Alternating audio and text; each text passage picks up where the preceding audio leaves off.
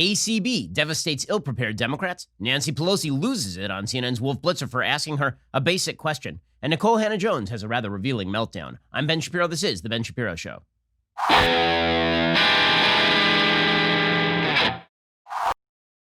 The Ben Shapiro Show is sponsored by ExpressVPN. Your data is your business. Protected at expressvpn.com/Ben. Well, yesterday was another good day for Amy Coney Barrett. It turns out that she's very good at her job. She's also very good at defending herself and defending her judicial philosophy. Democrats, however, are not particularly good at their job, which was to somehow paint Amy Coney Barrett as a deplorable, paint her as a crazy right-winger who is basically using the Constitution as a guise for her own political viewpoint. They did not succeed in this. And so, as per our usual arrangement, they've decided to change the terms of the debate itself. We are now living in a world where terms randomly shift definition in chameleonic fashion. It's really impressive.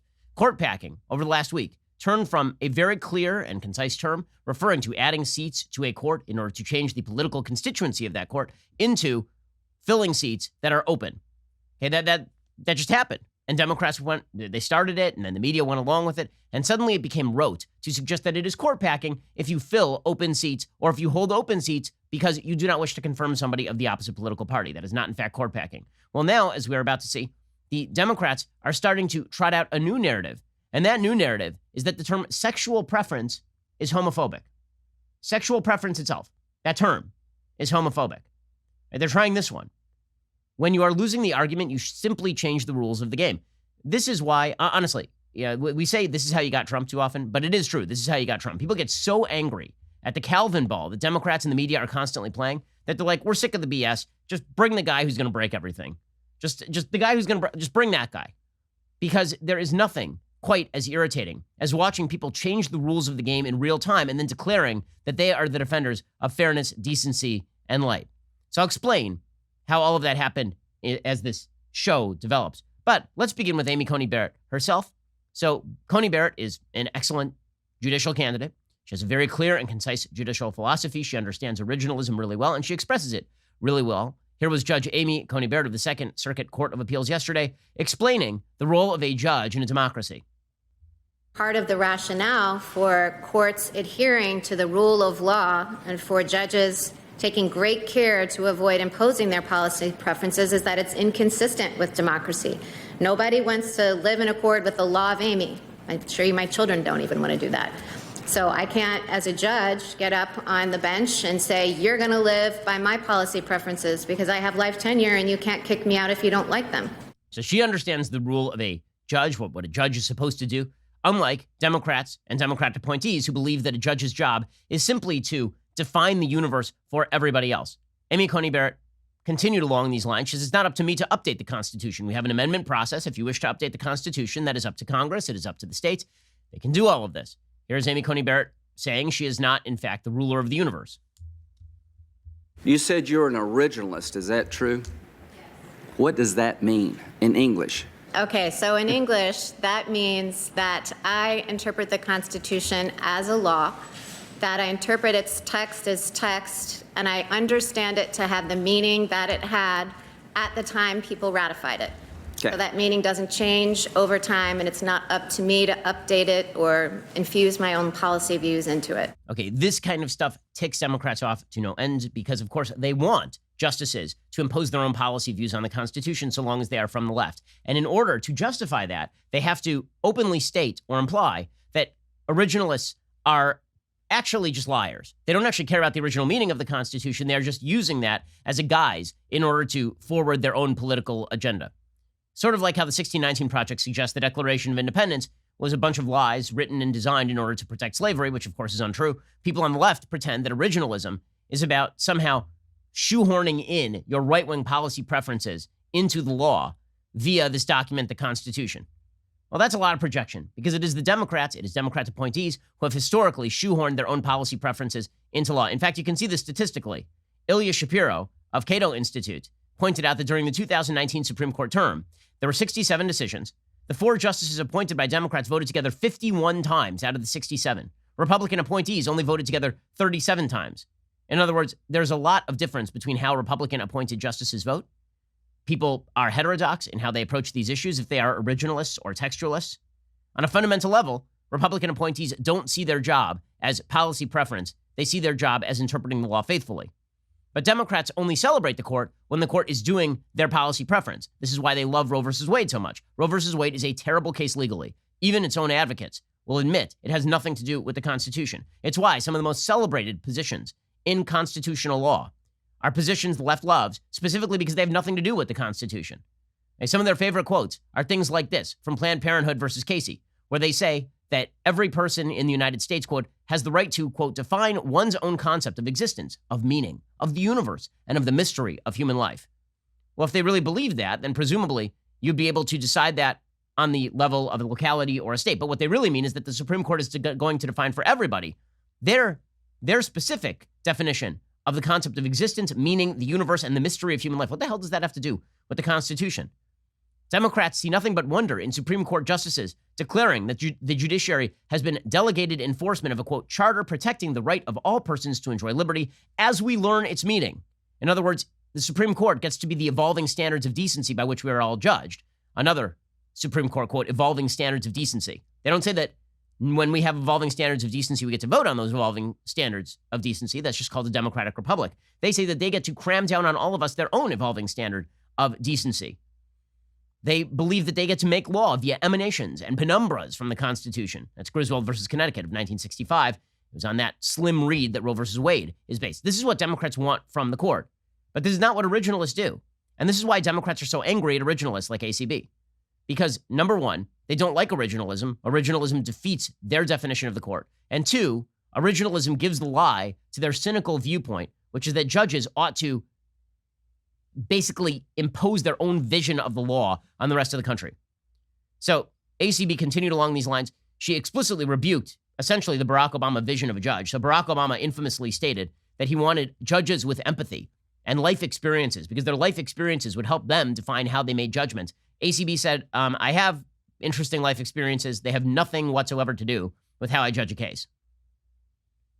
While my life experiences, I think, I hope have given me wisdom and compassion, they don't dictate how I decide cases. Because, as we discussed before and I've discussed a couple of times, sometimes you have to decide cases in ways where you don't like the result. So while I hope that my family has made me a better person and my children definitely have given me new perspectives on life, I still, in applying the law and deciding cases, don't let those experiences dictate the outcome. Okay, so normally the way that the Democrats fight this sort of thing is by claiming that the person doesn't have empathy, that the judicial nominee is cruel and vicious for not using their own life experiences, not looking into their hearts before interpreting constitutional law. There's only one problem. Amy Coney Barrett is a particularly sympathetic figure. She is not only a very brilliant legal mind, she also happens to be a mom of 7, and she is very personable. And this came across very well in the hearings yesterday. Here was Amy Coney Barrett talking about her adoption of 2 children from Haiti. When Jesse and I were engaged, we met another couple who had adopted, in this instance, it was a couple who had adopted a child with special needs. And then we also met another couple who had adopted a few children internationally. And we decided at that point, while we were engaged, that at some point in the future, we wanted to do that ourselves. And I guess we had imagined initially that we would have whatever biological kids that we had decided to have and then adopt at the end. But after we had our first daughter, Emma, we thought, well, why wait? Okay, well, that does not seem like an unsympathetic, terrible person to me, which is what Democrats would prefer to paint her as. They would also prefer to paint her as a racist. It makes it kind of difficult when she's obviously not a racist. So here was ACB yesterday talking about the George Floyd video and watching it with her 2 black children. I was there, and my 17-year-old daughter, Vivian, who's adopted from Haiti, all of this was erupting. It was very difficult for her. We wept together in my room, and then it was also difficult for my daughter, Juliet, who's 10. I had to try to explain some of this to them. I mean, my children, to this point in their lives, have had the benefit of growing up in a cocoon where they have not yet experienced hatred or violence. And for Vivian, to understand that there would be a risk to her brother or the son she might have one day of that kind of brutality, has been an ongoing conversation. It's a difficult one for us, like it is for Americans all over the country. Okay, the other problem for them is it turns out that Amy Coney Barrett does represent a lot of viewpoints from the middle of the country. She lives a lifestyle that many in the middle of the country can identify, but people on the coast sometimes have trouble identifying. You know, I, until very recently, lived in Los Angeles with my parents lived very closely nearby. My mom worked in Hollywood, and at her office, sometimes she was asked how many kids she had. And she said, I have 4 kids. And people would look at her cross-eyed. 4 kids, that's so many children. Of course, in the religious community, that's not a lot of children, right? We're Orthodox Jews. And in the Orthodox Jewish community, if you say you have 4 kids, they say, okay, what happened to the other 3? Right? Because the fact is that the Orthodox Jewish community, like the Catholic community, is very fertile. Okay, well, there are certain cultural things about living in the middle of the country or living in a religious community that people find absolutely natural in the middle of the country, but people on the coast really don't. And you could tell by the media coverage. Yesterday, Amy Coney Barrett was asked whether her family owns a gun, and she said yes. And the media were like, oh my God, she owns a gun. And the 100 million gun owners in America were like, okay, so? Like, good, she should own a gun. I mean, it's good to be able to defend yourself. Here's Amy Coney Barrett yesterday. When it comes to your personal views about this topic, do you own a gun? We do own a gun. Okay. All right. Do you think you could fairly decide a case even though you own a gun? Yes. Judges can't just wake up one day and say, I have an agenda, I like guns, I hate guns, I like abortion, I hate abortion, and walk in like a royal queen and impose, their will on the world. Okay, that, of course, is exactly right. Again, she is saying, my own personal views on these issues don't have any relevance to interpreting the law, which, of course, is right. I mean, that is what a judge is supposed to do. Your job is to judge, right? It is not to impose. It is to judge. There's a certain irony to the fact that if Amy Coney Barrett had gone in there and said, I've had 3 abortions, the Democrats would be cheering. But if she says that her family has a gun, the Democrats are scared beyond all measure. It does say something about the relative moral viewpoints of the various political sides. The most viral moment from Amy Coney Barrett yesterday happened when she was asked specifically by John Cornyn of Texas to show the notes that she was using during the hearing. So all of the Democratic senators, they brought like big binders of notes to try and question Amy Coney Barrett. And Coney Barrett was asked, so what kind of notes are you using in order to respond to all of this? And she had a response. Most of us have multiple notebooks and notes and books and things like that in front of us. Can you hold up what you've been referring to in answering our questions? Is there anything on it? That letterhead that says United States Senate. That's impressive. Well, slay queen, but actually like slay queen. That's kind of awesome, right? That's kind of awesome. The fact is, as we will see, when it came to her running circles around the Democrats intellectually, it was fairly obvious. And Democrats tried to get their viral moments, but they completely failed. And so they've now been relegated to rewriting the English language. We'll get to that in just 1 second. First, we need to talk about the fact that when you are running a business, HR issues actually matter. HR issues can absolutely kill you. Wrongful termination suits, minimum wage requirements, labor regulations. And HR manager salaries, they are not cheap. They average $70,000 a year. Bambi, it's spelled B-A-M-B-E, was created specifically for small businesses because you don't actually want to spend your time doing HR. All you want to do is create products and services for others, but you're going to need to cover HR or it could cost you hundreds of thousands or millions of dollars. You can get a dedicated HR manager from Bambi, craft HR policy, maintain your compliance, all for just $99 a month. With Bambi, you can change HR from your biggest liability to your biggest strength. Your dedicated HR manager is available by phone, email, or real-time chat. From onboarding to terminations, they customize your policies to fit your business and help you manage your employees day-to-day, all for just $99 a month. Month to month, there are no hidden fees. Cancel anytime. You didn't start your business because you feel like spending time on HR compliance is super fun. There's a reason that everybody hates Toby on The Office. And the fact is, what you need is HR, and you need HR done quickly and easily and inexpensively, and Bambi can get it done for you right now. Go to Bambi.com/Shapiro right now. Schedule your free HR audit. That is Bambi.com/Shapiro, spelled BAM to the BEE.com/Shapiro. Go check them out right now. Okay, so the Democrats spent the entire time trying to do gotchas against Amy Coney Barrett. That was their big thing. They were going to gotcha Amy Coney Barrett over and over and over. Well, there's one problem, which is that back in 1993, Democrats established a rule. It was called the Ginsburg Rule. It was named after Ruth Bader Ginsburg because Ruth Bader Ginsburg was an ACLU litigator who had argued in favor of legalizing prostitution against separate prisons for men and women, and she had speculated that there was a constitutional right to polygamy. That was back in 1993. And Republicans were preparing to ask her all of these difficult questions. And so Democrats came up with a rule. This rule was actually handcrafted by one senator from Delaware named Joseph Biden. He came up with the Ginsburg rule. The rule was that you could not actually ask a question or allow judges to answer questions on issues likely to come before the courts or make any statement that would create the appearance that they are not impartial. So Senator Biden said that that basically nominees never testified during confirmation hearings prior to 1955. In 1949, there was a nominee who was called to testify and refused and was still confirmed. This is all according to Heritage Foundation. Biden warned senators not to ask questions about how Ginsburg will decide any specific case that may come before her. Ginsburg followed Joe Biden's roadmap. Senator Pat Leahy, who was still in the Senate at that time. Senator Leahy has been in the Senate since the establishment of Vermont as a state in the 1770s. He asked about the religion clauses of the First Amendment, and Ginsburg said, "I prefer not to address a question like that." Leahy pressed her for interpretation of Supreme Court precedent, and Ginsburg said, "I would prefer to await a particular case." And then Leahy said, "I understand. Just trying, Judge. Just trying." Ginsburg just refused to answer over and over and over. She refused two senators' requests to address gay rights. She said, "Anything I say could be taken as a hint or a forecast on how I would treat a classification that is going to be in question before the court." Again, this was called the Ginsburg Rule. Ed Meese, the former U.S. Attorney General, writes about this. Okay, here was Ruth Bader Ginsburg in 1993 helping to establish the so-called Ginsburg Rule. A judge sworn to decide impartially can offer no forecasts, no hints, for that would show not only disregard for the specifics of the particular case, it would display disdain for the entire judicial process. Okay, so Democrats now are angry at the Ginsburg Rule. Again, this is how it works. This is all Calvin Ball, right, from the Calvin and Hobbes cartoons, in which the rules are constantly changing. It's just Calvin Ball. Right? There's a famous baseball movie called Bang the Drum Slowly, in which baseball players win money from unsuspecting people in sort of bars and hotels.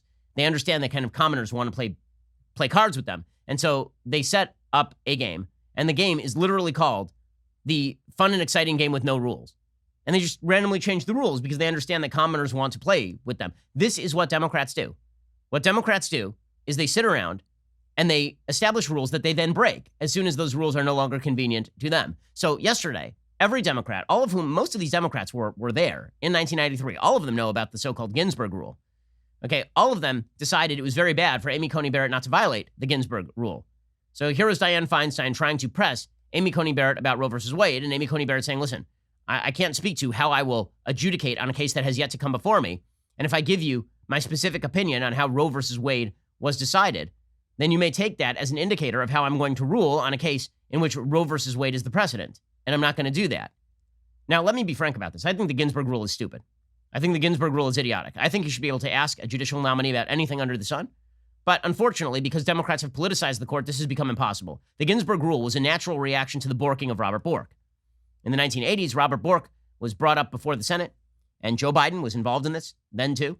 He was involved in going after Bork and calling him a racist and suggesting that he was a benighted refugee from 1853.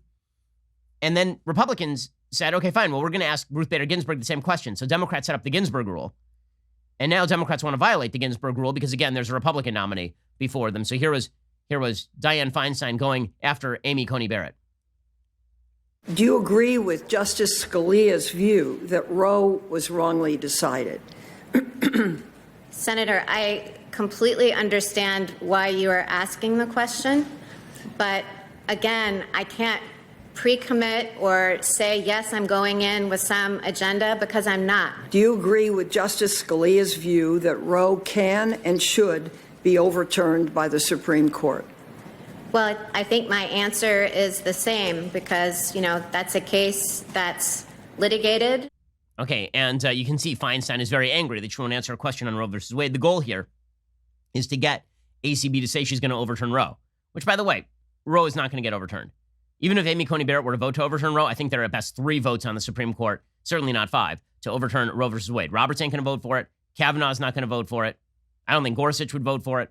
So I think at best you have 3 votes on the Supreme Court to overturn Roe versus Wade. Then Barrett replied to Dianne Feinstein, listen, you keep wanting me to say political things. I'm not going to say political things. If you want to do something political, you're sitting in a body called the United States Senate. You can do it anytime you choose. Any issue that would arise under the Affordable Care Act or any other statute should be determined by the law, by looking at the text of the statute, by looking at precedent, the same way that it would for anyone. And if there were policy differences or policy consequences, those are for this body. For the court, it's really a question of adhering to the law and going where the law leads and leaving the policy decisions up to you.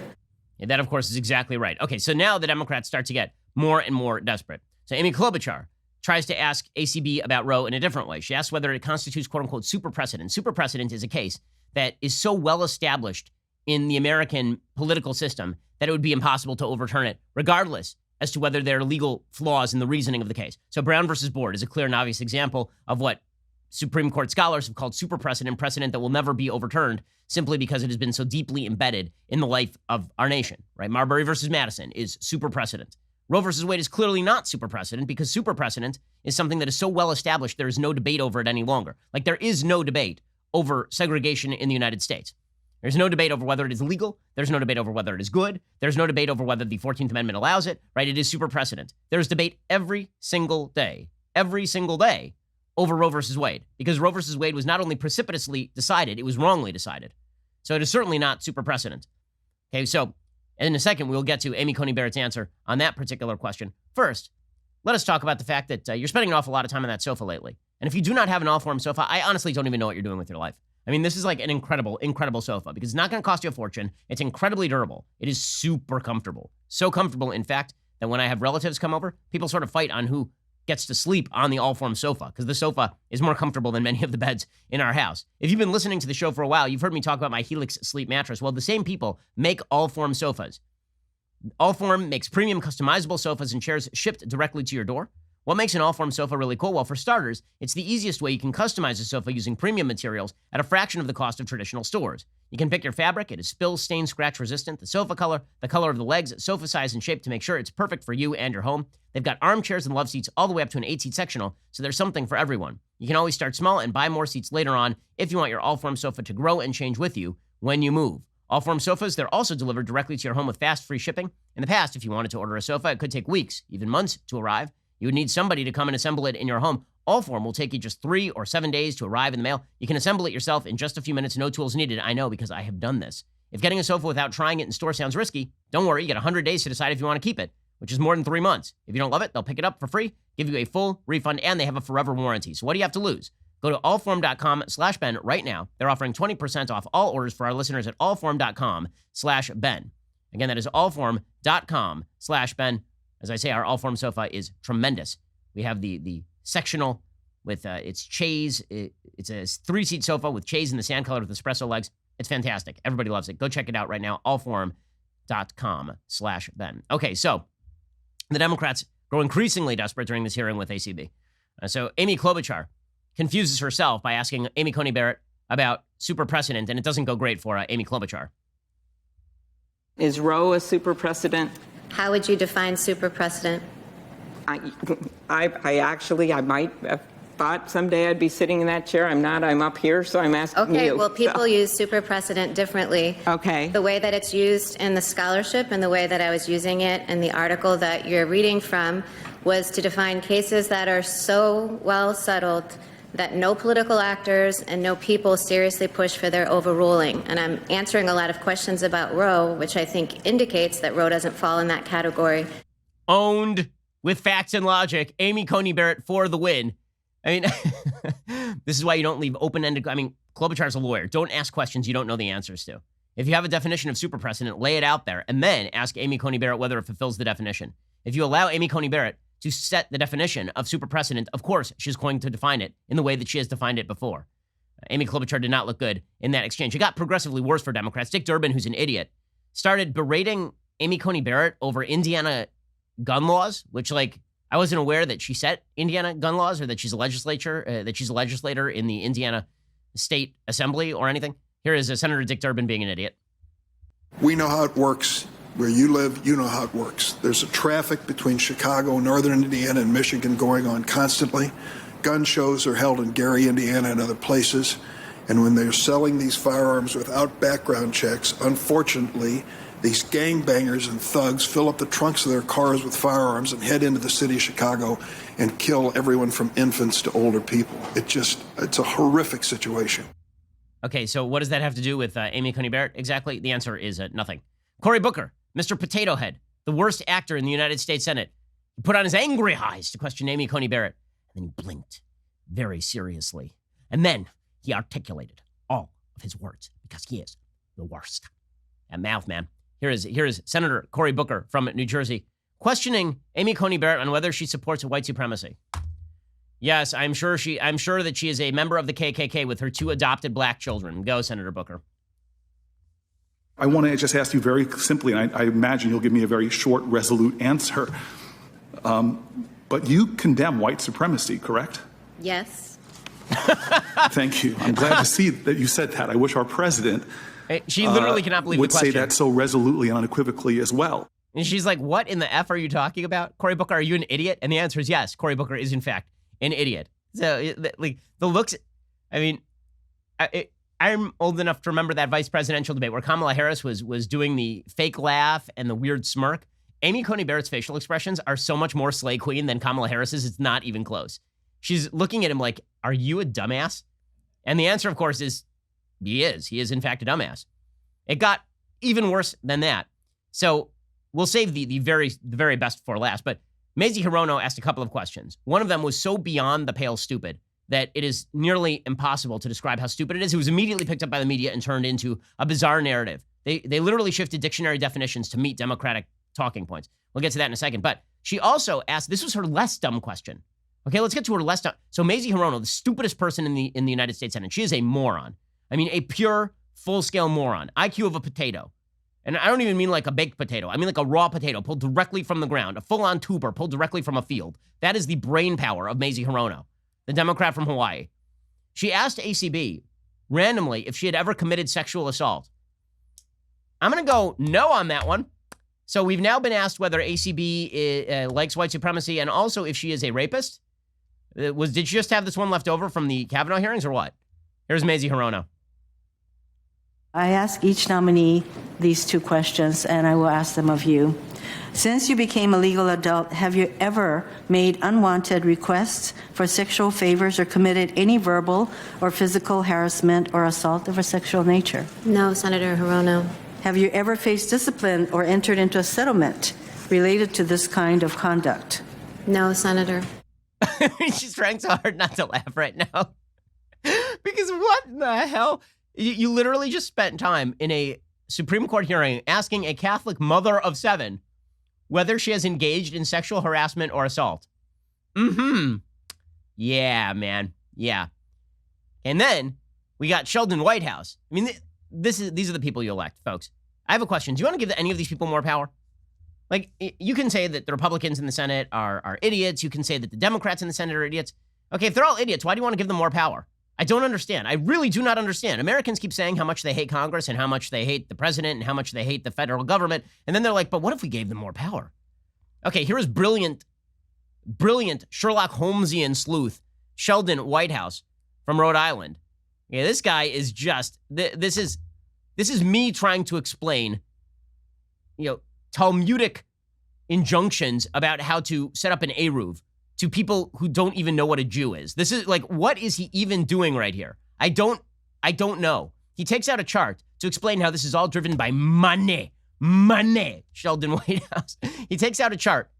He first took out a chart, I have to say. He took out a big sign and it said, the scheme, as though it was one of those act breaks in a Tarantino film. He put up like a placard that said, the scheme. And then you sort of expected, like Tom Sizemore to walk out and start speaking in jargon to Harvey Keitel or something. He said, the scheme. Okay, then he takes out a sign that has on it a bunch of words that have very little to do with each other and a bunch of money signs. And he starts explaining this thing like Charlie Day and It's Always Sunny in Philadelphia. Here we go, Sheldon Whitehouse. And by the way, the point that he's making is that conservative groups want conservative justices appointed. That's his point. And he starts like taking yarn and using it like carry-on Homeland to make one of these giant FBI boards. Sheldon Whitehouse, genius, Sherlock Holmesian sleuth. In all cases, there's big anonymous money behind various lanes of activity. One lane of activity is through the conduit of the Federalist Society. It's was managed by a guy named Leonard Leo, and it's taken over the selection of judicial nominees. All the same funders over and over again, bringing the cases and providing this orchestrated chorus of amici. Then the same group also funds the Federalist Society over here. It was an 80-0, 5-4 partisan rout, ransacking. That clip, and then there's a cutaway to Lindsey Graham, and Graham's like, what did they put in this guy's coffee? What in the world is going on? It did not go great for Sheldon Whitehouse. By the way, Cruz then blowtorched Sheldon Whitehouse. He pointed out, you know who spends an awful lot of money on legal issues? Everyone, including the left. And sometimes for good, sometimes for bad. And the fact is that the court system in the United States has routinely been used in order to make certain laws illegal, in order to strike down certain laws. And the entire Rosa Parks heroic story was orchestrated by the NAACP. I mean, it was not that Rosa Parks spontaneously decided to sit down in the back of the bus. It was well planned with other local leaders. Like, this sort of stuff has been done for years on end. Right? Brown versus Board was a legal strategy that was undertaken by the NAACP. Like this notion that political groups don't spend money in the realm of law is bizarre. Here is Cruz just going after Sheldon Whitehouse and blowtorching him. The senator from Rhode Island talked about big corporate powers without acknowledging that the contributions from the Fortune 500 in this presidential election overwhelmingly favor Joe Biden and the Democrats. So all of the great umbrage about the corporate interest or spending dark money is wildly in conflict with the actual facts that the corporate interests that are spending dark money are funding the Democrats. Okay, that, of course, is exactly true. Okay, so this brings us to the key moment of the entire day. It had nothing to do with Amy Coney Barrett, because Coney Barrett will be confirmed. What it had to do with is, again, this absurd move to redefine basic terms of language in order to drive narratives. It's incredible.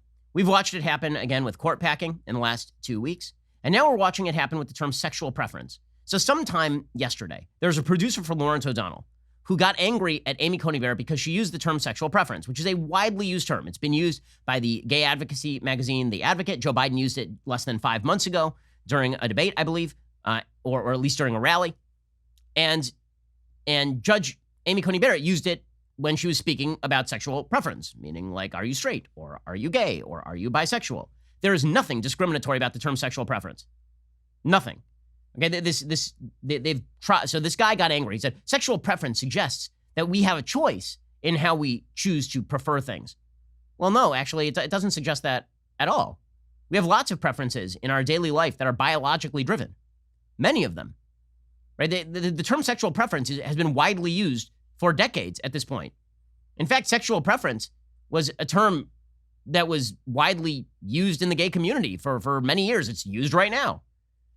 Okay, but Mazie Hirono picked this up and then decided Amy Coney Barrett was an obnoxious heteronormative homophobe because she used the term sexual preference, which is incredible. I mean, this is just absurd. So here's Mazie Hirono saying something incredibly dumb. And as we will see, I mean, this is Stalinist. It really is Stalin-esque stuff.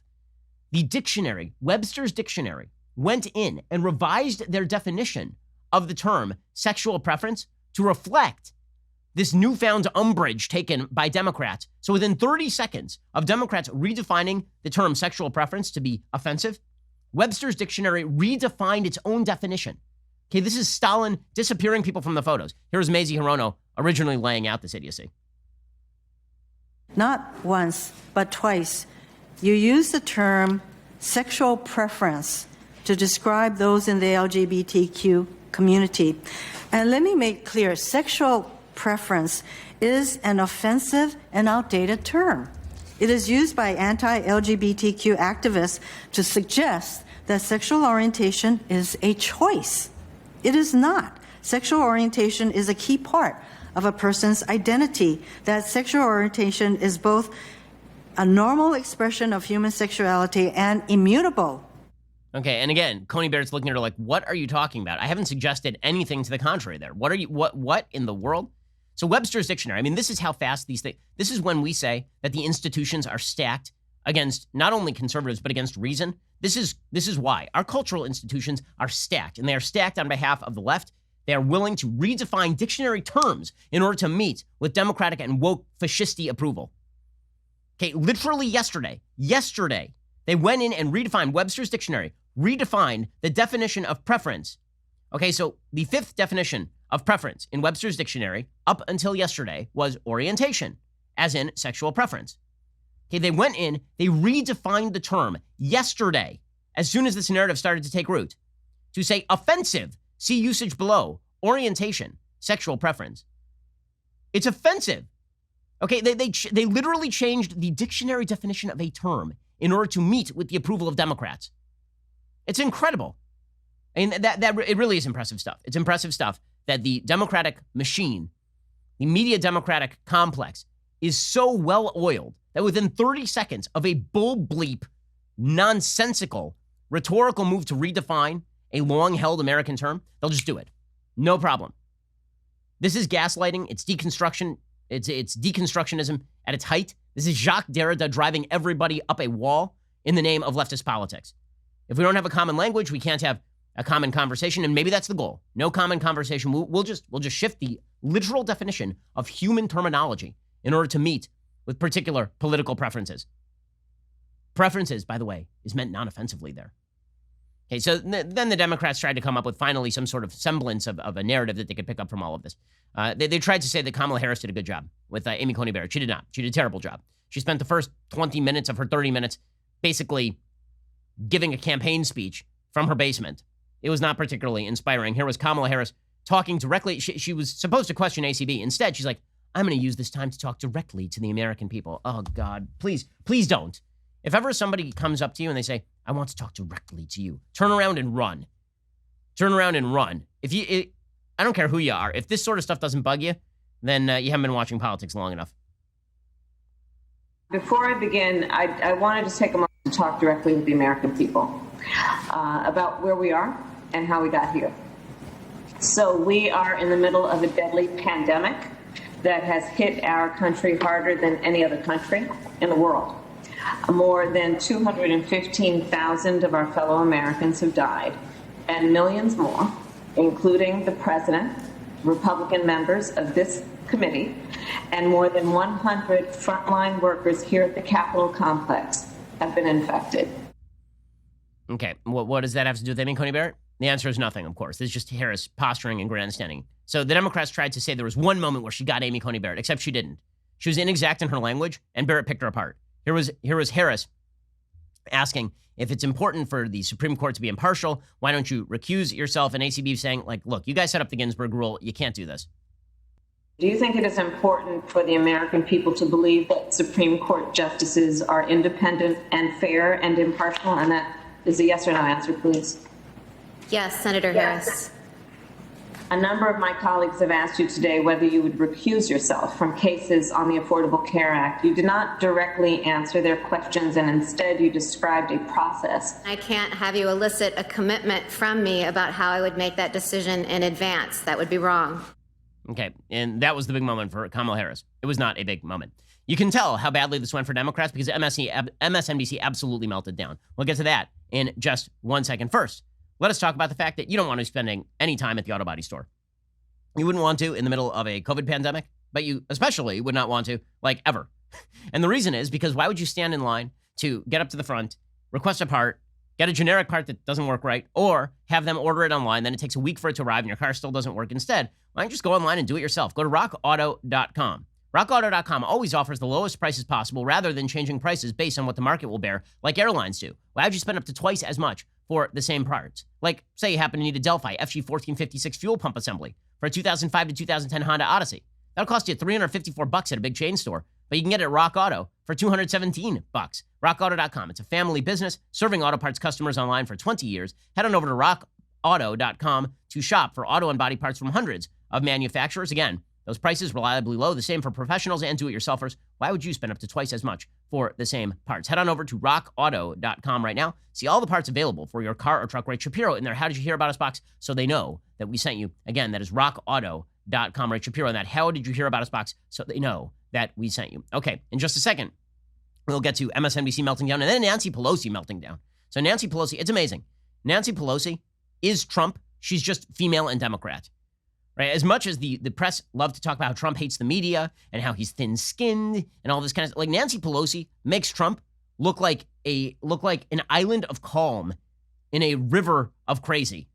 I mean, that's how bad Nancy Pelosi is. We'll get to Nancy Pelosi in just 1 second. First, if you haven't heard already, Daily Wire's old glory, Daily Wire baseball bat, is back. This is our limited edition, handcrafted, custom-painted baseball bat emblazoned with that magical Daily Wire logo, which means that it is super powerful. Since we relaunched on Monday, they're almost all sold out. Today is the last day they will be available. You can still get yours if you hurry. Text the keyword baseball to 83400 to purchase your bat today. And if you haven't already, head on over to dailywire.com/subscribe. Become a member today. Members get our articles ad-free, access to all of our live broadcasts and show library, the full 3 hours of The Ben Shapiro Show, exclusive Reader's Pass content, available only to Daily Wire members. If you're considering an all-access membership, you get to join us on All Access Live every night for online and live stream discussions. You also get not 1, but 2 Leftist Tears Tumbler with your membership, as well as early, sometimes exclusive, access to new Daily Wire products. So go check us out over at dailywire.com right now and get your all-access membership. You're listening to the largest, fastest-growing conservative podcast and radio show in the nation.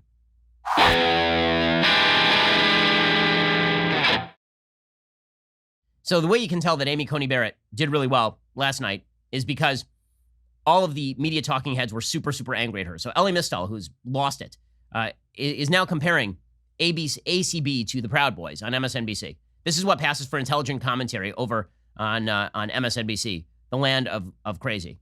Here is Ellie Mistel just losing it. It's almost like Donald Trump is telling her, stand back and stand by, right?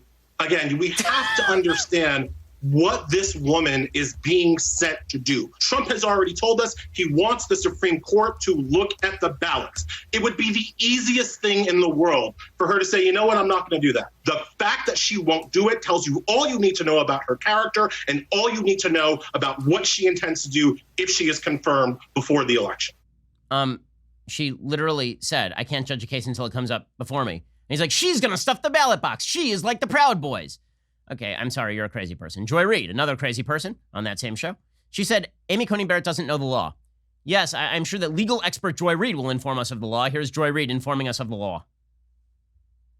This lady let's just remind her, she's a sitting judge right now. So she theoretically knows the law. Amy Klobuchar, who I think also was a very effective questioner today, asked her a pretty simple, straightforward question. Is voter intimidation illegal? Okay, she knows the law. I'm fairly certain that she knows the law, as it turns out. Okay, well, the true meltdown of the day was not over on MSNBC. It was over on CNN. So Nancy Pelosi's been holding up this stimulus package. Republicans have proposed $1.8 trillion in new spending to stimulate people who have been hurt by the lockdown. Because again, when the government forces you not to do your business, well, then the government has taken something from you and they ought to compensate you. This is the Fifth Amendment, the Takings Clause. Even Democrats have been slamming Nancy Pelosi for her unwillingness to take any sort of deal. Andrew Yang, over the weekend, tweeted at her, and he told Pelosi to take the deal or risk political fallout. He said, put politics aside. People are hurting. Former Obama administration official Dan Pfeiffer agreed, telling Pelosi to ignore potential risk and just ink the deal. Said Democrats should aggressively pursue a COVID relief deal with Trump. This is according to Emily Zanotti over at Daily Wire. He said it's the right thing to do, but the politics can also work in our favor. Even Representative Ro Khanna, who's very far to the left, like a Bernie Sanders leftist, suggested that a stimulus package would be a good idea. Okay, so she was asked about this by Wolf Blitzer on CNN. How unused to criticism is Nancy Pelosi? When she is asked a simple question by Wolf Blitzer, she loses her damned mind. She starts to look like the bad guys at the end of Raiders of the Lost Ark, where their faces melt off. I mean, she just lost it. She called him a Republican apologist. I mean, this was a crazy off-the-rails interview. And if she weren't a Democrat, everybody would be... This is the brilliant strategist we have all been told is the mistress of our imagination. Here was Nancy Pelosi melting down on Wolf Blitzer, of all people. Excuse me for interrupting, go back. Madam Speaker, but they really need the money right now. And even members of your own... I understand that, but but even members of your own caucus... even members of your own caucus, Madam Speaker, want to accept this deal, $1.8 trillion. So what do you say to Ro Khanna? What I say to you is, I don't know why you're always an apologist, and many of your colleagues apologists for the Republican position. Ro Khanna, that's nice. That isn't what we're going to do. Okay, Wolf Blitzer is an apologist for the Republicans? Really? Wolf Blitzer and CNN? These are their... You know how wildly leftist and in your bubble you have to believe that Wolf Blitzer is an apologist for the Republicans? It got worse, by the way. Nancy Pelosi just like if Trump had done this to any member of the media, it would be, this is a threat to the free press. How dare anybody treat a member of our beloved journalistic establishment like this? This is just terrible. The president only wants his name on a check to go out before Election Day and for the market to go up. Is that what this is all about? Not allow the president to take credit if there's a deal that will help millions of Americans right now? He's not that important. But let me say this.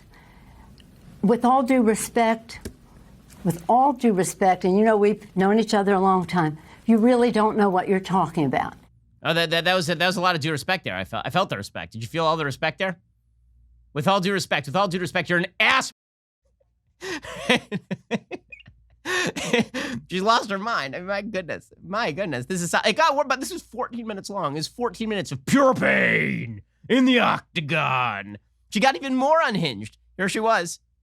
Do you have any idea of how that's precisely why, Madam Speaker, they're concerned? That's why it's so important right now. Yesterday, I spoke to Andrew Yang, who says the same thing. It's not everything you want, but you know but there's a lot there. Honest to God, you really, I can't get over it. I didn't come over here to have you. So you're the apologist for the Obama, excuse me, God forbid. Madam Speaker, I'm not an apologist. I'm asking you serious questions because so many people are in desperate need right now. Let me ask you this. Okay. When was the last time? Let me respond to you. Unbelievable. Okay, and then it concluded with her saying to Wolf Blitzer, I feed poor people. What, from your $20,000 Sub-Zero fridge with your $13 pints of custom-made gelato, Nancy? That's how you're feeding the poor? Here's Nancy Pelosi talking about, I feed the poor people. Let them eat cake. Literally, we're talking about how you're not feeding the poor people. That's literally the topic of conversation, is why won't you just sign a $1.8 trillion deal to give people money in the middle of the greatest lockdown in modern American history? And she's like, I feed poor people. I feed poor people nothing. Here is Nancy Pelosi concluding this brilliant interview with Wolf Blitzer. Remember, this is the most brilliant strategist of our time, we've been told. We know them. I'm just saying. We represent them and we know them. As we say. We know them. We represent them. Don't let the perfect be the enemy of the good, as they say here in Washington. It is nowhere near perfect. Madam Speaker. Always the case, but we're not even close to the good. All right, let's see what happens because every day is critically important. Thanks so much for joining us. Thank you for your sensitivity to our constituents' needs. I am sensitive to them because I see them on the street begging for food, begging for money. Madam Speaker, thank you so much. Have you fed them? We feed them. We feed them. Well, no, you don't. I feed them. And here's a $13 pint of ice cream, you poor person. That's incredible stuff. How do you know somebody's been in the bubble too long? That's how you know somebody's been in the bubble too long. When Wolf Blitzer is owning you in an exchange, you've been in the bubble a little bit too long. Wild stuff. But that media bubble is extraordinary. That media bubble is incredible. So how bad is the media bubble? Here is how bad the media bubble is. So the 1619 Project is garbage. I've talked to you about how the 1619 Project is garbage.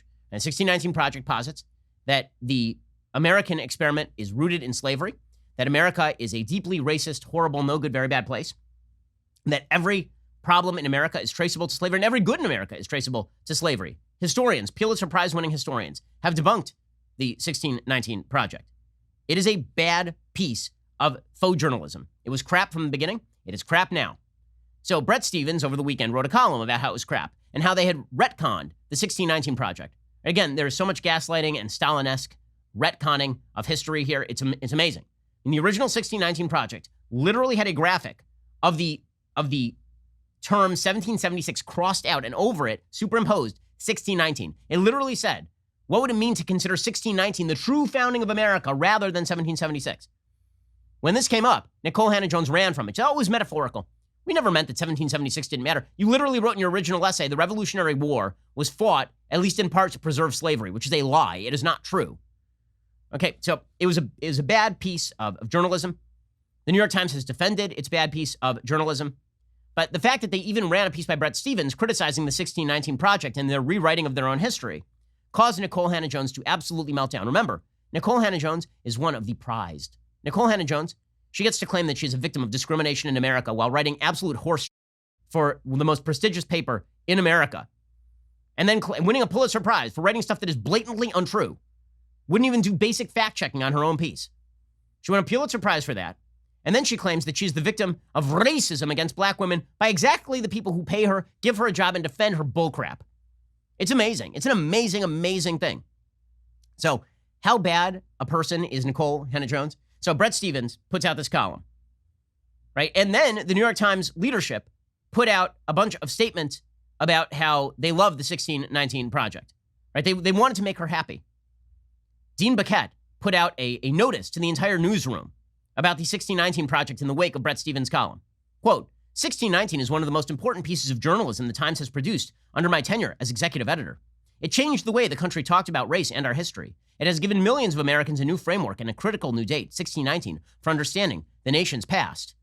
Okay, first of all, Nikole Hannah-Jones has said it wasn't journalism. Right? She said that. She actually said that it was a piece of historic rethinking. It wasn't really journalism so much. She said it has also generated a lot of debate. This is Dean Baquet. That's no surprise. Work that boldly challenges prevailing views usually does. A column this weekend in our opinion section took issue with the 1619 Project. As the editor who runs the newsroom, I do not oversee opinion or the views of its columnists. I do welcome opinion's role in hosting a wide range of views, including those that challenge our work. This column, however, raised questions about the journalistic ethics and standards of 1619 and the work of Nikole Hannah-Jones, who inspired and drove the project. That criticism I firmly reject. Okay, so sure, we can have like an open-ended debate on the 1619 Project and whether Nikole Hannah-Jones is full of crap, but we can't do that. Sorry, guys. Actually, as it turns out, we don't want to do that because an open debate would mean that you offend Nikole Hannah-Jones, and we are never allowed to offend Nikole Hannah-Jones. Never, ever offend Nikole Hannah-Jones. She is one of the holy. She's one of the sainted. She can speak whatever nonsense comes into her mind. She can pretend that she is speaking truth about American history while overtly pushing lies after being told that they are lies, and we will defend her. This is the New York Times journalistic standard. She says the project fell fully within our standards as a news organization. Yes, this I believe. I believe that the New York Times' news organization standards do include promoting overtly false material. By the way, when you ever see the fact checkers on Facebook or on Twitter fact-checking right-wing sites and claiming that they're doing things out of context, when are they ever going to fact-check the 1619 Project? At any point? Of course not. The New York Times is spending millions of dollars to promote the 1619 Project on Facebook. They spent literally, I believe, $3 million on like 3 ads for the 1619 Project on Facebook, according to outside estimates. But Dean Baquet says, in fact, 1619, especially the work of Nikole, fill me with pride. Our readers, I believe our country, have benefited immensely from the principled, rigorous, groundbreaking journalism of Nikole and the full team of writers and editors who brought us this transformative work. Like, there's only one problem. It's garbage. It's garbage. But the New York Times defended it. That was not enough, guys. Do you understand? That's not enough for Nikole Hannah-Jones. They wrote, Dean Baquet put out a full statement talking about how much he wished to lend his body to the mercies of Nikole Hannah-Jones. How much he wished to lend his institutional integrity to the predations of Nikole Hannah-Jones. How he wished that he could lie down on puddles so Nikole Hannah-Jones could walk over him. And Nikole Hannah-Jones was not having any of it. She is the victim of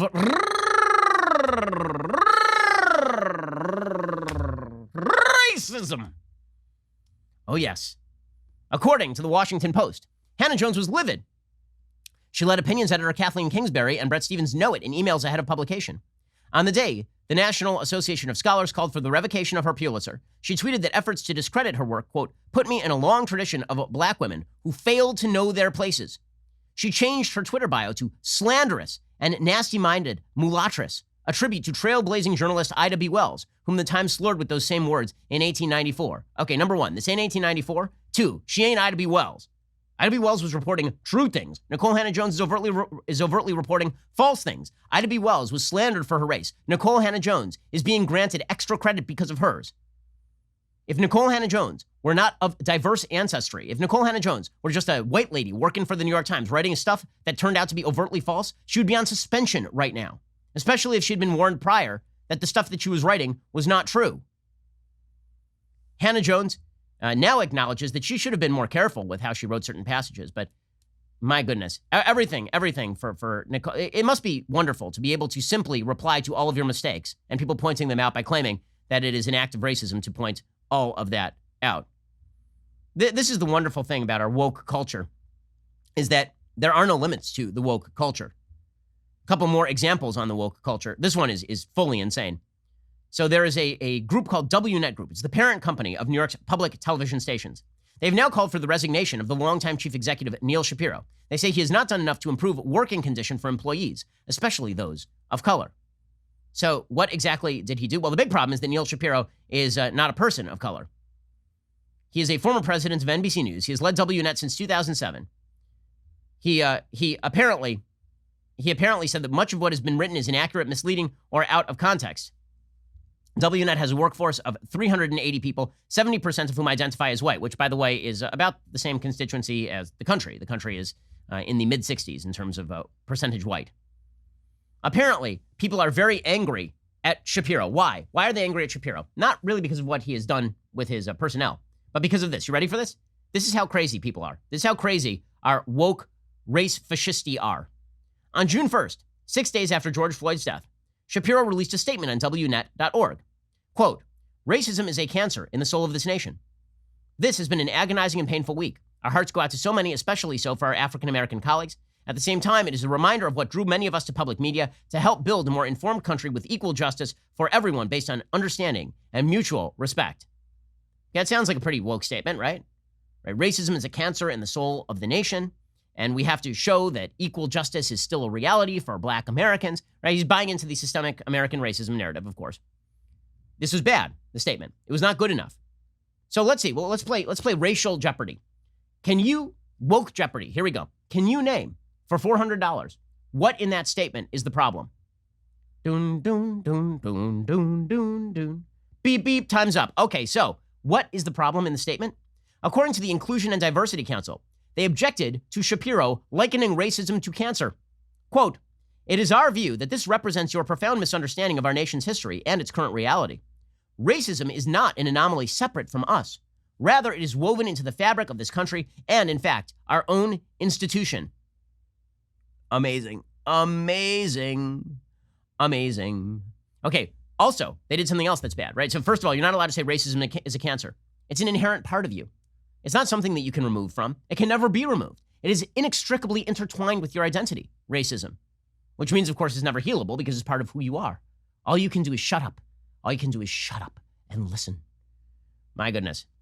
Okay, another point of contention between the Inclusion and Diversity Council, which, again, these institutions, when they talk about inclusion and diversity, it doesn't sound like they're very inclusive, like of anything.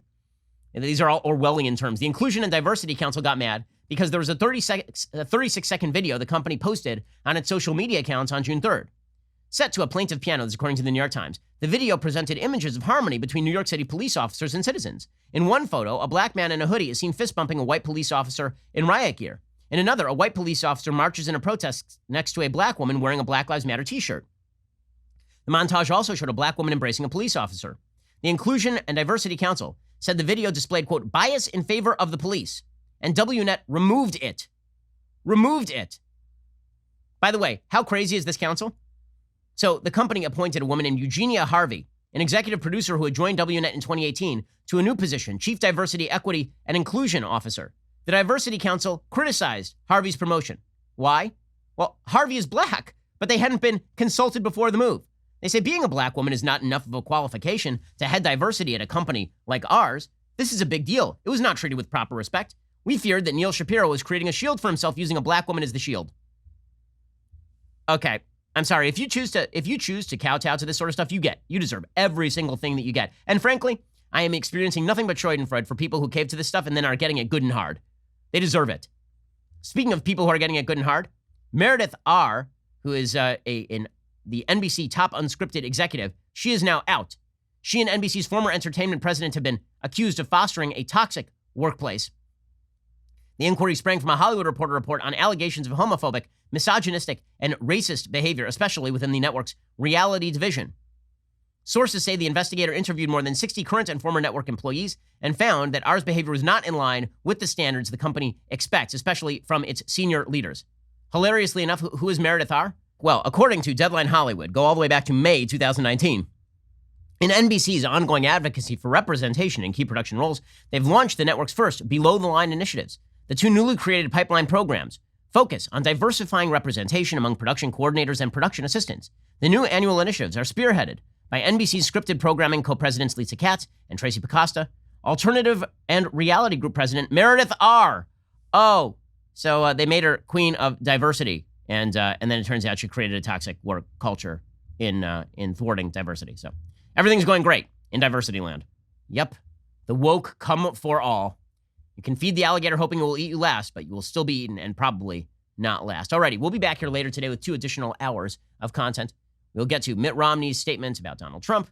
We'll get to Donald Trump tweeting out about Joe Biden. He tweeted, oddly enough, and immorally enough, that Joe Biden was a resident of an old age home, which is on a meme level hilarious, and on a political level, it's a bold strategy when you need to win people above 65 to call your opponent a member of an old age home. But, you know, I'm not the president.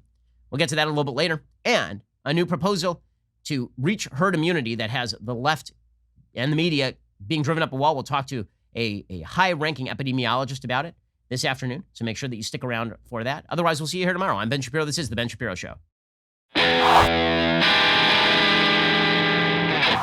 The Ben Shapiro Show is produced by Colton Haas. Our technical director is Austin Stevens. Executive producer, Jeremy Boring. Our supervising producers are Mathis Glover and Robert Sterling. Assistant director, Pava Wydowski. Our associate producer is Nick Sheehan. The show is edited by Adam Sayevitz. Audio mixed by Mike Coromina. Hair and makeup is by Nika Geneva. The Ben Shapiro Show is a Daily Wire production. Copyright Daily Wire 2020. You know, the Matt Walsh Show, it's not just another show about politics. I think there are enough of those already out there. We talk about culture because culture drives politics and it drives everything else. So my main focuses are life, family, faith. Those are fundamental, and that's what this show is about. I hope you'll give it a listen.